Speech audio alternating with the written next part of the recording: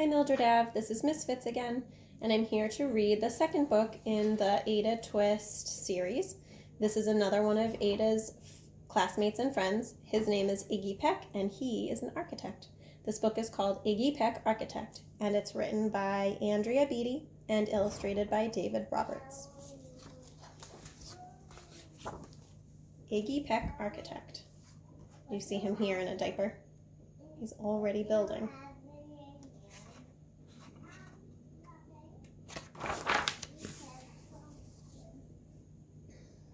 Young Iggy Peck is an architect and has been since he was 2, when he built a great tower in only an hour, with nothing but diapers and glue. Good gracious, Ignatius, his mother exclaimed, that's the coolest thing I've ever seen. But her smile faded fast as a light blue wind blew past, and she realized those diapers weren't clean. Ignatius, my son, what on earth have you done? That's disgusting and nasty, it stinks.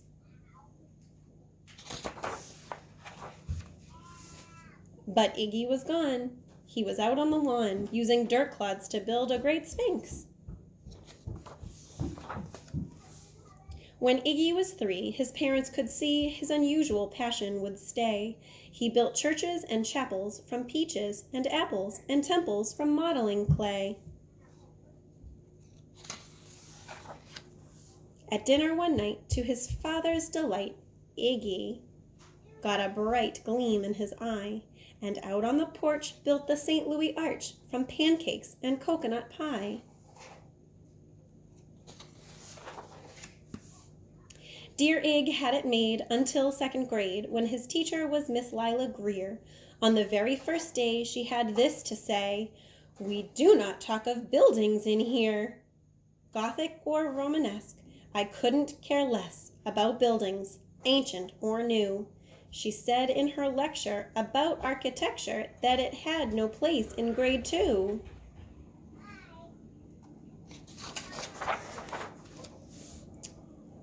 That might seem severe, but she was sincere, for when she was no more than 7, she'd had a great fright at a dizzying height in a building so tall it scraped heaven.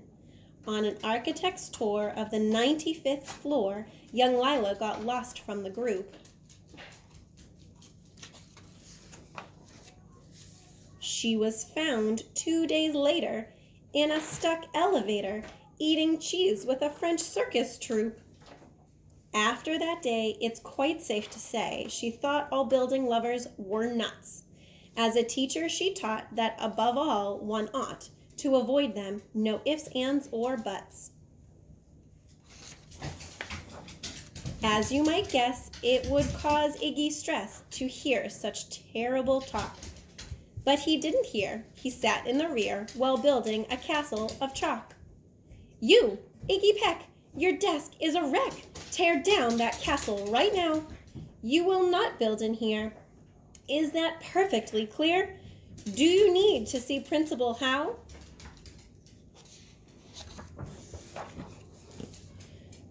No, ma'am, Iggy said. He lowered his head, and his heart sank down to the floor.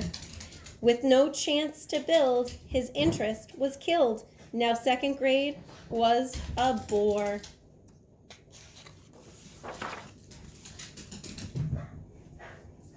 After 12 long days that passed in a haze of reading, writing, and arithmetic, Miss Greer took the class to Blue River Pass for a hike and an old-fashioned picnic.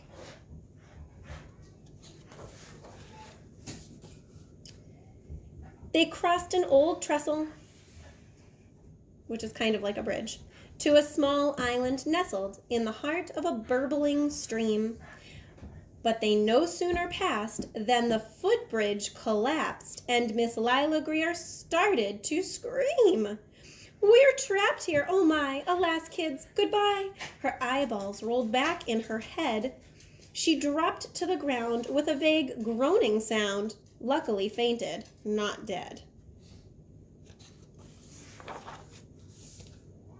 The class was amazed. They stood there, quite dazed, uncertain of what they should do. But one bright young man was off hatching a plan which started with Miss Lila's shoe. Soon each lad and lass there at Blue River Pass was working together as one. And then she came to, Miss Lila Greer knew, that something quite brave had been done. She looked in the air and saw hanging there a structure with cables and braces, and on the far side, beaming with pride, were 17 smiling young faces. Boots, tree roots, and strings, fruit roll-ups and things, some of which one should not mention, were stretched ridge to ridge in a glorious bridge dangling from shoestring suspension.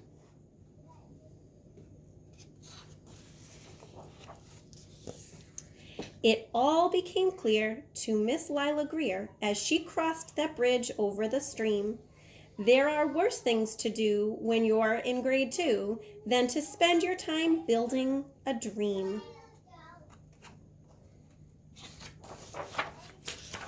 Now, every week at Blue River Creek Elementary in 2nd grade, all the school kids can hear, along with Miss Greer, how the world's greatest buildings were made. The weekly guest speaker, in t-shirt and sneakers, talks of buildings from Rome to Quebec. Of course, he's the guy who builds towers from pie, that brilliant young man, Iggy Peck. Okay, so here we have some buildings. We were inspired by Iggy Peck and his architecture and building, so we built some towers with blocks. We also built with cereal boxes and cracker boxes. If you don't have blocks at home, you can use anything around the house to build with, just like Iggy Peck did. And the best part about building is to then knock it over, right? So we found a neat way to knock it all over. Kelly and Mira are holding a wrecking ball, which we used some bathrobe ropes and a ball, and we're hanging it from the doorway. And they're going to let go in 1, 2, 3. We hope you have fun trying this at home, and I'll read another story soon. Bye-bye.